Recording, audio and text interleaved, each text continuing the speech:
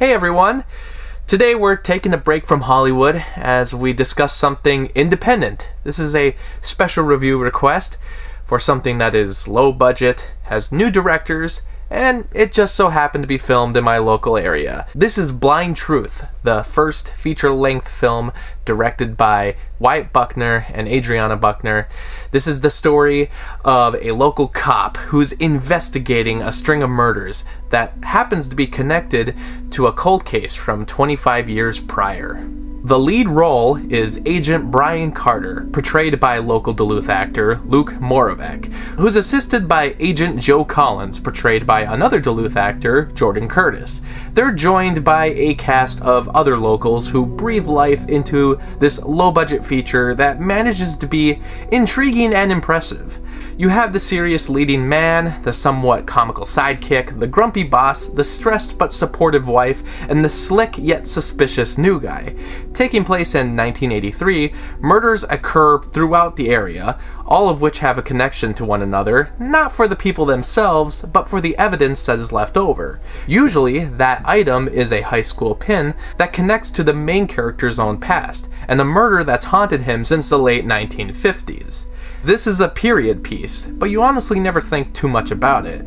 It's not like there's a lot of iconography from the time, but for the story, I think that would have mostly served as a distraction. It's not like the characters are investigating a dead body and Joe starts talking about Return of the Jedi. I think the purpose of going back in time was to make things a little more simplistic and not take advantage of modern technology like cell phones or detailed DNA analysis. The short moments in the 1950s do truly feel like those characters come from that time, which was achieved with minimal set locations and costuming. That's what usually sparks my interest about these lower budget movies. I like to see how they manage to do so much with the money on hand while not taking the viewer out of the movie-going experience. Previously, I've done some really independent stuff, like Olivia's Dream and Gravedigger Dave's Halfway House, so you know I have my limits for what I can exactly criticize in indie work, given that I'm already a pretty open film critic. Just like those projects, Blind Truth infuses a lot of personality from the creators, while making use of classic tropes without feeling like a carbon copy of something else. I think a project like this can go wrong with the pacing. The longer the independent feature is, the bigger the chance you have at boring the audience.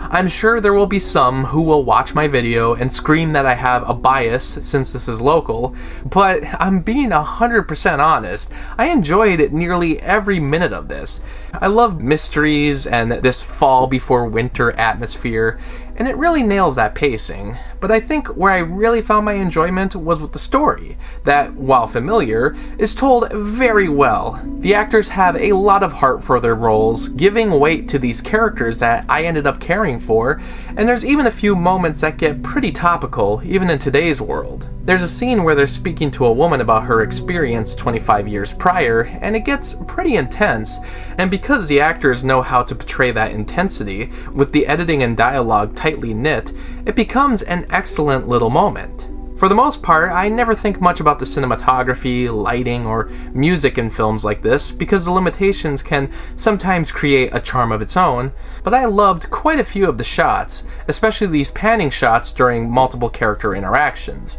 It kind of reminds me of Spielberg when he does a simple one-shot take that goes almost unnoticed. With each pan, a character takes over the screen in a medium shot that makes the surroundings more lively and more three-dimensional than I've seen in other smaller work. The music is a highlight as well, created by Sean Sumwalt, helping to achieve the tone necessary for something like this. It's dramatic, but there's some levity allowed. Discussing the story beyond what I've already mentioned might spoil things. The ending is one of those that you might get thrown off by, but I think it allows for future revisits, which I certainly plan to do.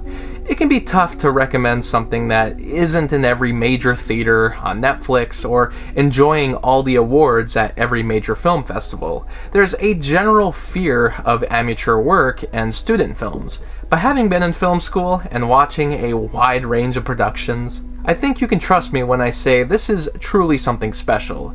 If you have any knowledge of movies like Mike Flanagan's Absentia or They Look Like People, which both had limitations that led to invigorating features, then you know what to expect with Blind Truth. It was created by very talented individuals and has a cast with a lot of energy and dedication. It's currently on Amazon Prime, and I think it's always great to support smaller movies that have this level of love that also turn out to be really memorable experiences. You can call me a fan, and I will be waiting for that collector's edition Blu-ray, and I'll certainly be looking out for whatever movie comes next.